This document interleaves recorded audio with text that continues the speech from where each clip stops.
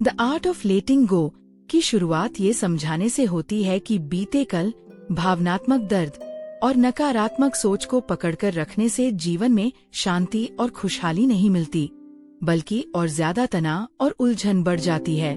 किताब बताती है कि छोड़ना कमजोरी नहीं, बल्कि असली ताकत, हीलिंग और आत्मज्ञान की ओर पहला कदम है। पुस्तक की प्रस्तावना। ये किताब उन सभी के लिए है जो अंदर से टूटा महसूस करते हैं, दुख, गिल्ट या रिश्तों के दर्द में फंसे हैं और अपनी जिंदगी को बदलना चाहते हैं। किताब समझाती है कि अपने अतीत या गलती को पकड़ने से कुछ भी नहीं बदलता। छोड़ देना मतलब भूलना नहीं, बल्कि उस अनुभव को अपनाना, स्वीकार करना और उससे सीखकर आगे बढ़ना है।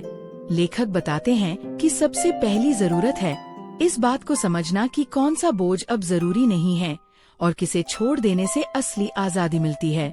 इस यात्रा में आत्मा को भरोसा दिलाया जाता है कि चोट, दर्द या डर को छोड़ना ही आगे बढ़ने का रास्ता है। द आर्ट ऑफ लेटिंग गो का आरंभ इसी सकारात्मक संदेश और बदलाव की प्रेरणा से होता है कि आत्म स्वीकृति, क्षमा और खुले दिल से जीवन के हर अनुभव को स्वीकारना असली मानसिक शांति दिला सकता है। The art of letting go, the art of letting go by Nick Trenton एक सेल्फ हेल्प किताब है जिसका मुख्य संदेश है अतीत के बोझ, नकारात्मक सोच, दर्द, गिल्ट और अनचाही आदतों को छोड़कर खुद को भावनात्मक स्वतंत्रता और शांति की ओर ले जाना। मुख्य विचार और संदेश। किताब बताती है कि ओवरथिंकिंग, चिंता और आत्मसंदेह से बाहर निकलने के लिए उस चीज को पहचानना जरूरी है जो नियंत्रित नहीं की जा सकती। हमें अपनी सोच, रिश्ते और बीती गलतियों को पकड़कर रखने से सिर्फ दुख और तनाव मिलता है, जबकि असली हीलिंग और आजादी उसे छोड़ देने में है। छोड़ना हार मानना नहीं, बल्कि खुद पर भरोसा रखना, समर्पण करना और आगे बढ़ने की ताकत को अपनाने का नाम है। किताब के अनुसार बार बार खुद से सवाल करने, जैसे मैंने ऐसा क्यों किया, या दूसरों की वैलिडेशन के पीछे भागने की आदत छोड़नी चाहिए। जब आप यह आदत छोड़ते हैं तो आपका असली स्वतंत्र वर्जन सामने आता है। लेटिंग गो कोई एक बार की प्रक्रिया नहीं, बल्कि रोजमर्रा का अभ्यास है। व्यावहारिक टिप्स।